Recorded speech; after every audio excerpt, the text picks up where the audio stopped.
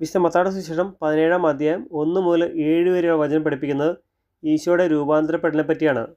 വിശുദ്ധ പത്രോസ്, യാക്കോബ്, യോഹന്നാൻ എന്നിവരെ മാത്രം കൂട്ടിക്കൊണ്ട് ഈശോ ഉയർന്ന ഒരു മലയിലേക്ക് പോവുകയും അവരുടെ മുമ്പിൽ വെച്ച് ഈശോ രൂപാന്തരപ്പെടുകയും അവൻ്റെ മുഖം സൂര്യനെ പോലെ വെട്ടിത്തിളങ്ങുകയും വസ്ത്രം പ്രകാശം പോലെ ധവളമാകുകയും മോശയും ഏലിയായും അവനോട് സംസാരിക്കുന്ന അവർ കാണുകയും അപ്പോൾ ശോഭയേറിയൊരു മേഘം വന്ന് അവരെ ആവരണം ചെയ്യുകയും ഇവൻ എൻ്റെ പ്രിയപുത്രൻ, ഇവനെ ഞാൻ പ്രസാദിച്ചിരിക്കുന്നു, ഇവൻ്റെ വാക്ക് ശ്രവിക്കുവിൻ എന്നൊരു സ്വരം മേഘത്തിൽ നിന്ന് ഉണ്ടാവുകയും ചെയ്യുന്നു.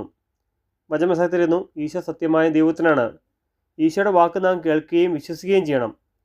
പിതാവായ ദൈവം ആത്മാവായ ദൈവമാണ്.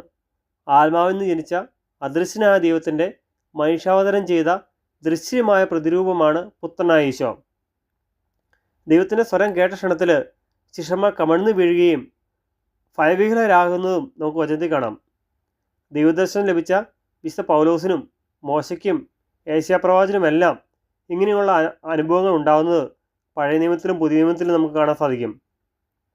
വചനം മനസ്സിലാക്കിയിരുന്നു, ദൈവം, ദൈവരാജ്യം, ദൈവശക്തി ഇവയെല്ലാം സത്യമാണ്.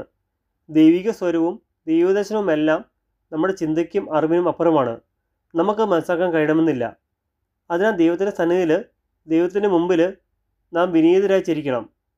അപ്പോൾ നമ്മെ തന്നെ എളിമപ്പെടുത്തുകയും ചെയ്യണം. അവളുടെ കൃപയ്ക്കായിട്ട് നാം ദൈവത്തോട് പ്രാർത്ഥിക്കണം.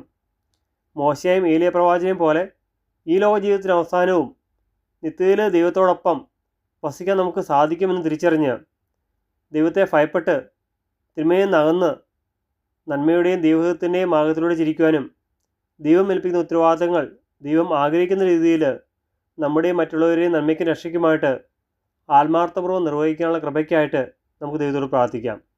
സുവിശേഷപ്പെടാൻ ഇഷ്ടപ്പെടുകയും കുട്ടികൾക്കും മറ്റുള്ളവർക്കും വചനം പങ്കുവയ്ക്കാൻ ഇഷ്ടപ്പെടുകയും ചെയ്യുന്നത് ചാനൽ സബ്സ്ക്രൈബും ലൈക്കും കമൻറ്റും ചെയ്യുമല്ലോ. ദൈവം എല്ലാവരെയും സമർത്ഥമായി അനുഗ്രഹിക്കട്ടെ.